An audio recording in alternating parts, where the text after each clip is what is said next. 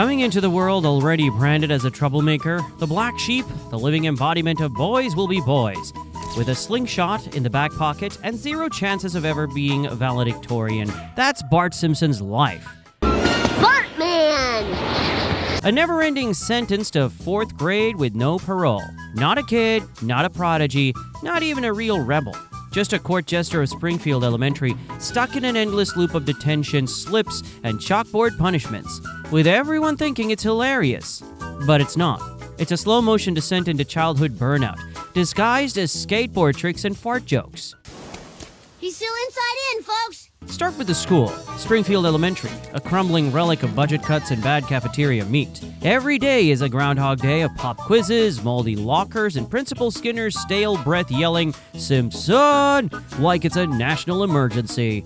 Bart isn't learning anything except how to dodge responsibility and weaponize sarcasm. The classroom is his prison, and Mrs. Krabappel his warden. Only she's given up so completely that Bart's mayhem is the closest thing she has to entertainment. The only subjects he's excelling in, vandalism and creative excuses. He's practically majoring in detention, and no matter how many prank calls he makes to Mose, the laughter fades, but the loneliness sticks. Speaking of Mose, that bar is basically Bart's second home. Not that he's allowed in, but that it doesn't stop him from peering through the foggy windows at the broken men of Springfield, realizing that's his future if nothing changes. 3 beers, please. The older he gets, the more the town's losers start looking like mentors. Otto, the stoner bus driver with the license forged in crayon. Kearney, who's somehow been in 6th grade since the Cold War. Even Milhouse's best friend and emotional punching bag is one heartbreak away from becoming a school shooter or a stamp collector, whichever comes first. At home, things aren't better. Homer's a walking coronary in blue jeans, offering fatherly advice like, "Don't do what I did unless you want a donut." Marge tries, bless her heart, but parenting Bart is like trying to hug a tornado with ADHD. He's got the chaos, she's got the patience. But the math still doesn't add up. Lisa's the real golden child, a human encyclopedia with the emotional warmth of a toaster oven. She's got awards, talent, and the universe's sympathy. Bart, he's got a participation ribbon for a science fair project that caught fire and evacuated the gym. Then there's Maggie, the silent observer. She can't talk, but even she's judging. Bart sees it in the way she sucks her pacifier just a little more aggressively when he walks into the room. The baby has higher expectations for him than most of his teachers, and that's saying something because most of his teachers have written him off like a bad check. I really am a failure! Physically, Bart peaked in the womb. That spiky yellow hair, iconic. But try getting a job with that look. He's got the underbite of a cartoon beaver and the height of a coat rack. No puberty in sight, no voice cracks, no armpit hair, just an eternal 10-year-old in a world that keeps spinning forward without him. He's locked in amber, while the rest of the universe ages, changes, and evolves. Bart's still slingshotting cupcakes into Skinner's office window like it's 1992. And those catchphrases, "Eat my shorts," was cute the first 100 times. Now it's a cry for help disguised as edgy humor. He's not a rebel, he's a brand. A corporate, approved, bad boy who's being merchandised, memed, and milked for every last penny. There's no mystery left. Bart Simpson isn't a person, he's a marketing strategy with a skateboard and a scowl. Yeah, hell damn fart! Then there's the existential nightmare of never progressing. He's been 10 for decades. Think about that. He's lived through the rise and fall of MySpace, witnessed 3 Spider-Man reboots, and survived multiple wars, all from the 4th grade. Presidents have come and gone, but Bart Simpson remains, forever stuck in that itchy orange t-shirt and the same math homework he never finishes. He's failed so many times, he's on a first-name basis with the janitor. Not that Willie cares. He's too busy talking to rats and reminiscing about the war back in Scotland. And Bart's bad boy rep, it's a mask. The graffiti, the pranks, the slingshot violence, they're armor against a world that never let him be anything else. Underneath it all, he's a kid aching for someone to believe he's capable of more than just chaos. Every prank is a scream for attention. Every act of rebellion is a desperate plea to be seen. But nobody's listening. They're too busy laughing, too busy buying Bart Simpson lunchboxes and t-shirts that say, "Underachiever and proud of it." But he's not proud. He's tired. To be Bart Simpson is to be born into a never-ending circus where you're always the clown, never the ringmaster. No respect. No hope. Just endless loops of skateboarding into traffic, dodging Skinner's wrath, and listening to Lisa getting praised for her latest science breakthrough while he gets grounded for microwaving crayons again. Even loves a joke. Bart's had crushes, sure, but every girl he's liked has either moved away, dumped him, or turned out to be smarter than him. And that's not a high bar. Jessica Lovejoy used him for thrills, Greta Wolfcastle saw through the act, and even his fake girlfriend on Valentine's Day ran for the hills.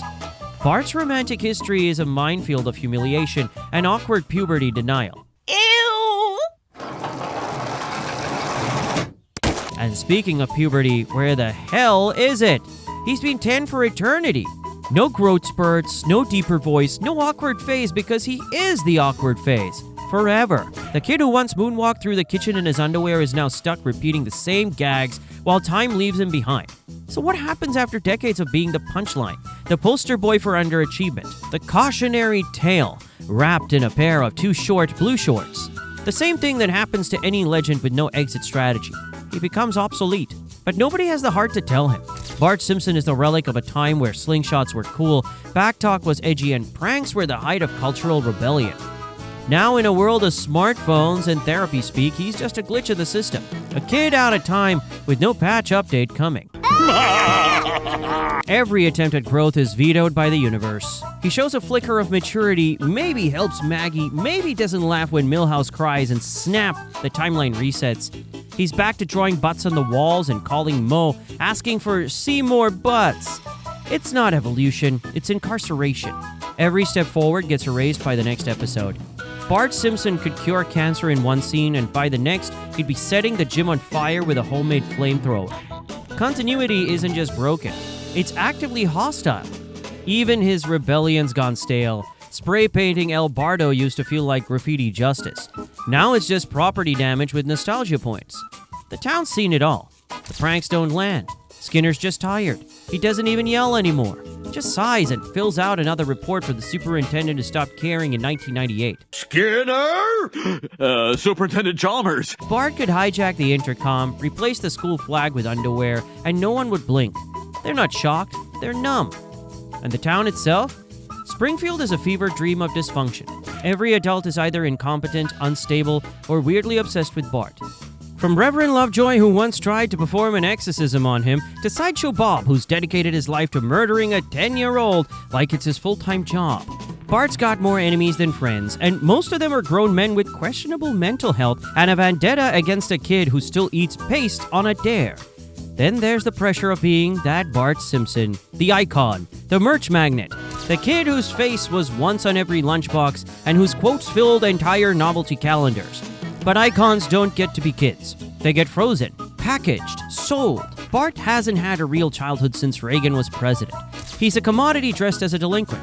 When he skateboards, it's not for joy.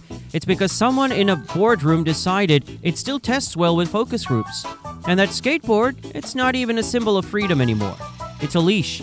Every trick is choreographed, every fall is scripted. He's not riding for fun. He's riding in circles around the same neighborhood that never changes, never upgrades, never lets him lead. The same bullies, the same sidewalks, the same lame jokes from Ralph Wiggum. It's less of a town and more of a snow globe shake it. And the chaos swirls, but nothing ever changes. It doesn't mean I have to change. Let's talk friends or the closest thing to them. Milhouse is loyal, sure, but loyalty from someone who thinks licking a battery is a personality trait isn't exactly a win. Nelson's more frenemy than friend, alternatively punching Bart or crying on his shoulder about his absentee father.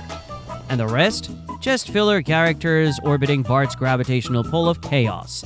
No growth, no trust, just alliances of convenience, built on mutual detention and shared trauma for the school's cafeteria chicken surprise. Okay, Milhouse, you know the drill. Right. You go over and wow them. I hide in the shrubs. Home life? Still a minefield. Homer's parenting style alternates between strangulation and neglect, depending on how many duffs are in his bloodstream. Marge tries to balance it out with soft-spoken concern. But how much can a mom really do when her son's been stuck at 10 years old since the Berlin Wall came down? Lisa's still the family's noble hopeful and moral compass. But Bart? He's the caution tape they wrap around family portraits so viewers don't expect too much. There was a time when being the bad boy felt cool, like the world needed a little chaos and Bart was just the right dose. But now it's clear, the world didn't need chaos. It needed healing. It needed change.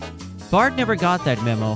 While Lisa's out protesting, advocating, inventing, Bart's gluing Mrs. Hoover's stapler to the ceiling. Not because it's funny, but because it's all he knows. Oh, it isn't fair. Even his creative outlets betray him. The Itchy and Scratchy show used to be his escape. Now it's just another loop of recycled violence and gags that lost their edge back in season 12. It's not satire anymore, it's noise. Just like his own life, loud, chaotic, and completely hollow. And then there's the emotional toll. For the bravado, all the devil-may-cry shrugs and rebellious smirks, there's a darkness there.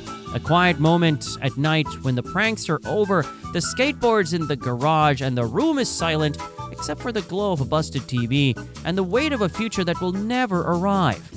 Bart Simpson, the eternal 10-year-old, sitting in a room that's never been remodeled, surrounded by trophies he never won and report cards he never improved.